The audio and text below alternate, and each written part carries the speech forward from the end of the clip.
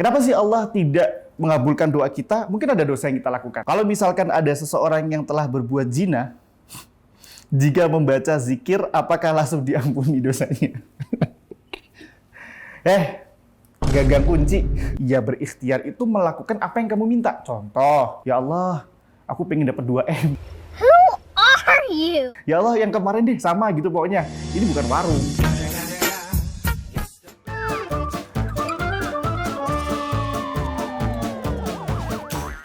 Assalamualaikum warahmatullahi wabarakatuh. Halo Sobat Kui, bersama saya di sini Richard Bayakso di Ngabuburit Yok.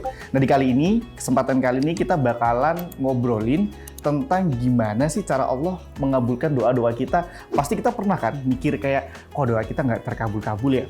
Nah insya Allah pertanyaan-pertanyaan yang masuk ini kita akan jelasin gimana sih tips dan trik Allah Subhanahu wa Ta'ala mengabulkan dan mengijabah doa-doa kita. Kita baca pertanyaan yang pertama nih. Apakah sebenarnya ada adab dalam berdoa? Tentu teman-teman, kita aja kalau misal mau ketemu orang aja kan pasti kayak sungkan gitu ya. Pasti kita bakal punya adab lah. Gak mungkin kita ketemu orang stranger tiba-tiba gitu kan, gak mungkin juga. Nah, kecuali kalau misal kamu ngelabrak sih sebenarnya. Nah, tentunya dalam berdoa kita butuh banget yang namanya adab. Maka ada adab-adab dalam berdoa yang perlu kita pahami dan perlu kita praktekkan juga. Adab yang pertama itu kita harus yakin. Yakin banget teman-teman. Kenapa? Bahwasanya Allah itu pengabul doa. Karena Allah Subhanahu wa Ta'ala mengatakan wa idza sa'alaka ibadi anni fa inni qarib ujibu da'watad da'i idza da'an. Allah Subhanahu wa Ta'ala mengatakan, kalau ada hambaku wahai Muhammad menanyakan tentangku, maka katakanlah aku itu dekat. Uji budak watada'i idadaan. Aku akan menjawab seluruh keluh kesah, capeknya dia, galaunya dia, doa-doa dia kalau dia berdoa.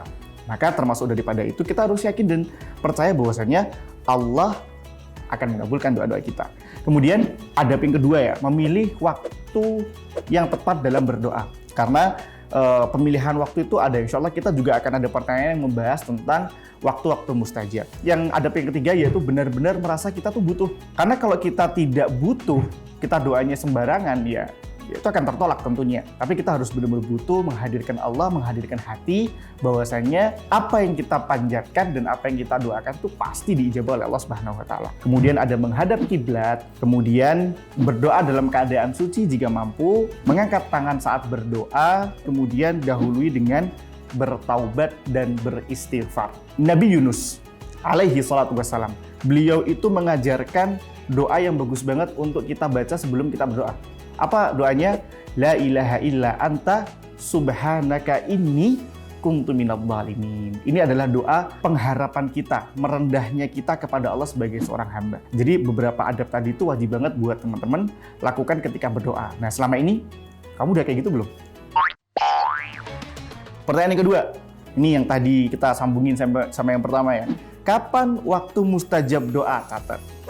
Yang pertama, ketika sahur atau sepertiga malam. Ini waktu-waktu paling prime time ya. Kalau kita mau upload video TikTok tuh ada prime time. Nah, ini waktu-waktu prime time banget buat berdoa. Kenapa? Banyak mungkin sekitar kita, orang-orang dikala itu lagi terlelap, tertidur. Nah, maka kita hadir di situ, Allah turun di sepertiga langit untuk mengatakan hal indakumul hajah. Apakah dari hamba-hambaku ini ada yang pengen hajatnya dikabulkan, maka kita doa pada saat itu. Ketika berbuka puasa, buka puasa ini juga termasuk waktu prime time banget buat kita berdoa kepada Allah. Maka sebelum kita berbuka nih, misal udah iftar, kita udah siapin nih makanan buat buka. Nah sebelum itu banyak-banyak berdoa. Karena kata Nabi SAW, salah satu la turaddu da'watahum al-imamu adil, imam yang adil, wa da'watul madlum, dan doanya orang yang terdolimi. Kemudian yang terakhir, as-shaim hatta yuftir, orang yang berpuasa sampai berbuka. Ini tiga yang doanya itu langsung kepada Allah Subhanahu wa Ta'ala, tidak ada hijab. Maka manfaatin waktu-waktu tersebut. Kemudian ada di malam Lailatul Qadar, bainal adzan wal iqamah, antara adzan dan iqamah. Kemudian ada saat sujud, kemudian mungkin sebelum kita melakukan sholat wajib, kemudian di hari Jumat, dan kemudian ketika turun hujan, ini juga termasuk waktu-waktu prime time juga, dan hari Arafah, ketika orang-orang sedang wukuf di Arafah. Kemudian apakah ada lagi? 32, yaitu ketika meminum zam-zam, dan juga ketika perang berkecamuk. Makanya kalau orang lagi perang kayak saudara-saudara kita di Palestina, kita nggak boleh lupa, kita diisyaratkan atau disyariatkan untuk banyak-banyak berdoa. Biasanya di musola-musola itu ngadain kayak doa kunut bersama. Itu termasuk daripada waktu mustajabnya berdoa yang teman-teman harus catat. Oke, teman-teman, kita lanjut nih ke pertanyaan yang ketiga. Jika Allah Maha Tahu, kenapa kita selalu berdoa? Ini orang-orang yang putus asa nih kayak gini, yang nggak suka nih. Kenapa kalau misal Allah itu Maha Tahu kemudian kita harus berdoa untuk menandakan bahwasanya kita tuh menghamba kepada Allah? Kita tahu manusia aja di dalam sebuah riset itu adalah makhluk sosial yang butuh sama orang lainnya. Anda kritis, butuh ke rumah sakit, butuh siapa? Butuh orang. Nah, sama dengan kita membutuhkan sesuatu, membutuhkan penguatan diri, membutuhkan ketebalan iman, membutuhkan apapun yang mungkin kita lagi butuhin.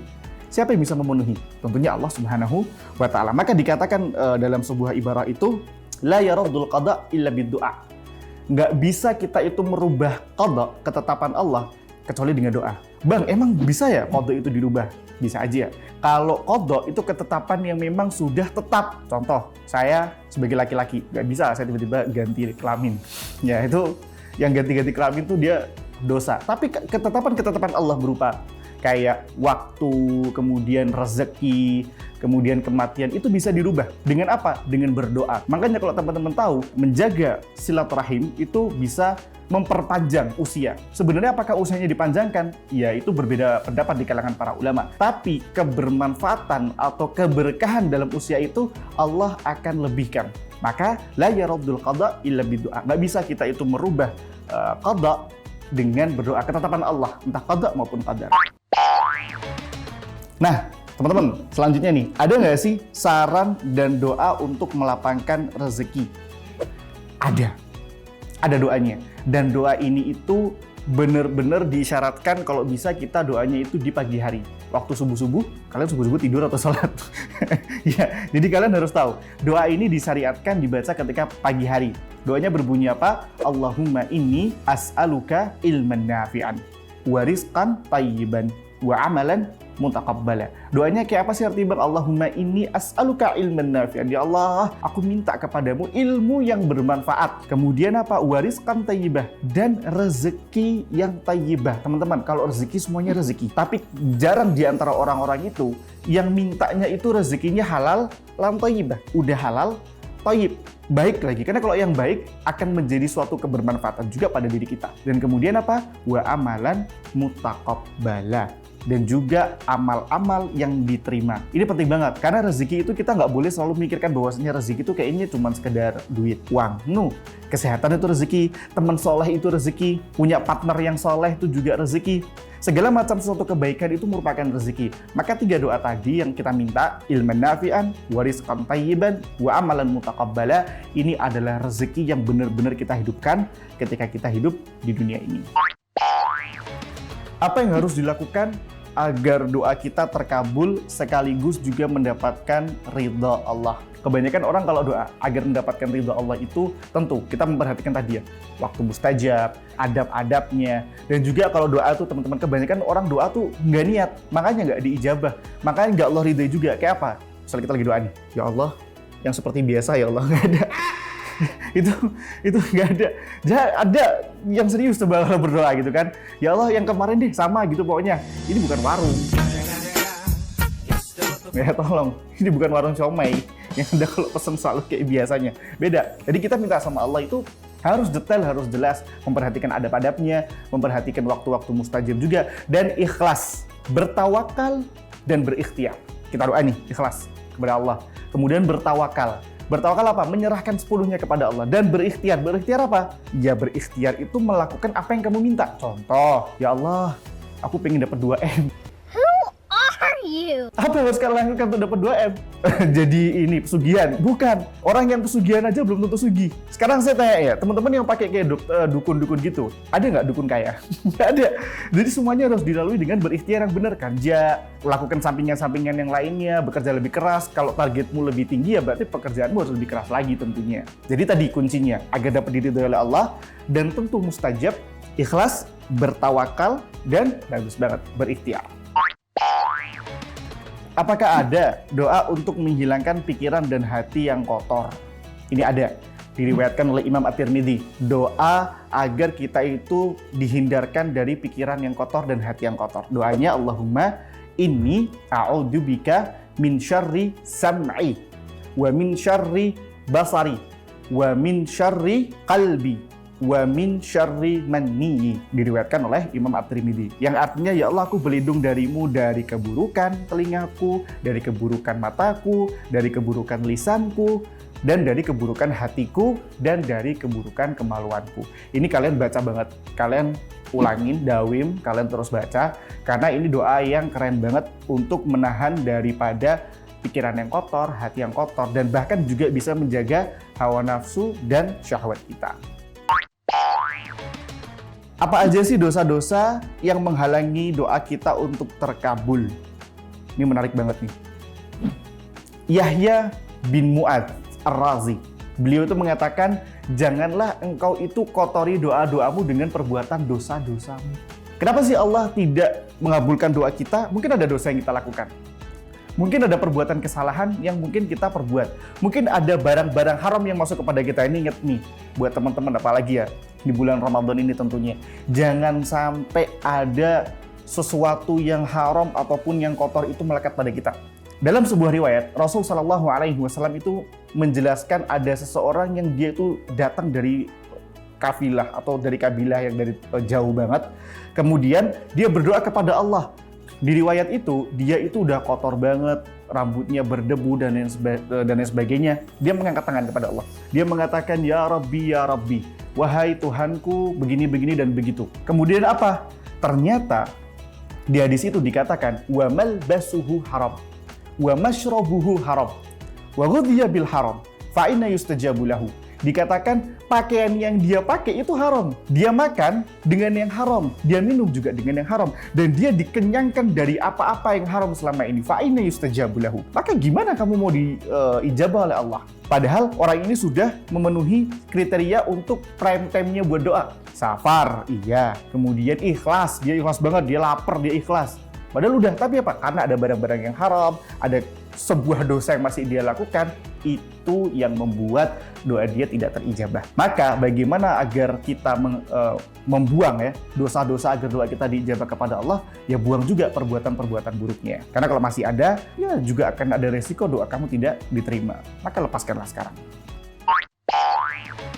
Kalau misalkan ada seseorang yang telah berbuat zina, jika membaca zikir, apakah langsung diampuni dosanya?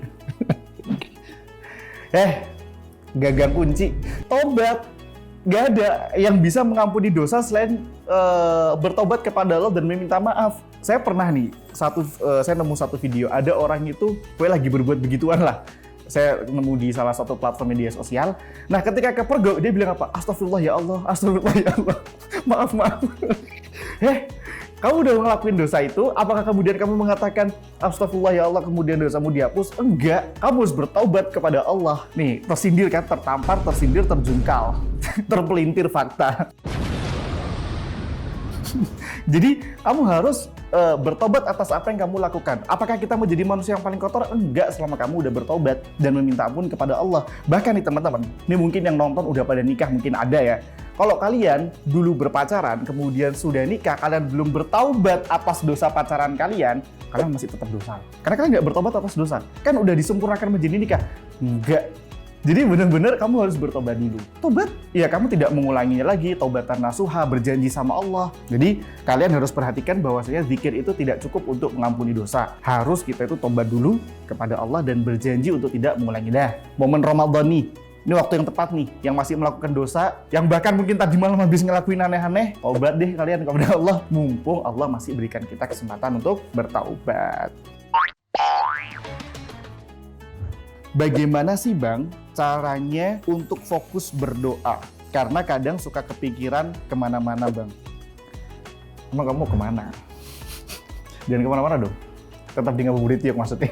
Ya, jadi kok bisa sih kita kemudian suka gagal fokus gitu, suka lupa ketika berdoa? Berarti kita belum menghadirkan hati. Kita belum menghadirkan Allah di dalam situ. Dan kita nggak benar-benar niat sama doa kita. Orang kalau udah niat banget untuk berdoa, minta sama Allah, bahkan sampai nangis, bahkan nangis dalam mukenanya di sajadahnya, itu pasti nyaman banget kan. Itu dia pasti fokus. Tapi ketika semisal dia doa kayak, ya Allah, ini udah dibalas belum ya chatnya? Kok centang biru terus? Udah 2 jam lagi centang birunya. Berarti kamu emang gak dianggap. Jadi harus benar-benar fokus menghadirkan Allah. Karena kalau kamu tidak fokus dan tidak menghadirkan Allah, ya belum tentu doa kamu juga diijabah. Jadi selama ini kamu berdoa gimana? Masih nggak fokus? Atau kamu belum menghadirkan hati, belum menghadirkan Allah? Tanya kepada dirimu sendiri. Apa aja ya Bang doa-doa untuk penghapus dosa? Dan apakah ada amalan lain yang bisa dilakukan untuk bertaubat? Ya, sama dengan ini ya teman-teman ya. Jadi kalau kita berbicara tentang amalan atau doa untuk menghapus dosa, tentu istighfar kepada Allah itu adalah yang paling bagus. Faqultu astaghfiru rabbakum innahu kana ghaffara. Maka beristighfarlah kalian kepada Allah, kepada Tuhanmu. Innahu ghafar. Allah itu Maha Pengampun. Teman-teman, Allah itu ngampunin kok. Kalau kita mau. Nah kan pertanyaannya sekarang, kamu mau atau enggak? Selama ini kamu mau enggak diampunin Allah? Kalau kamu mau diampunin Allah, ya maka beristighfar kepada Allah. Karena dengan beristighfar kepada Allah, meniatkan kepada Allah, Allah tuh nggak susah. Nggak kayak HRD di tempat kamu yang susah banget buat lobby ya. Allah tuh mudah banget. Kita minta apa, Allah bakal penuhin. Kita bertobat kepada Allah, Allah juga akan penuhin. Jadi ada doa yang diajarkan oleh Rasulullah SAW kepada Sayyidina Abu Bakar, yang nanti kalian juga bisa baca doanya di sebelah sini. Oke teman-teman, Masya Allah, Tabarakallah, itulah tadi beberapa tips dan trik agar senantiasa Allah itu mengabulkan doa-doa kita. Nah, kalian kira-kira dari yang kita bahas tadi udah ngelakuin berapa? Atau belum ngelakuin sama sekali?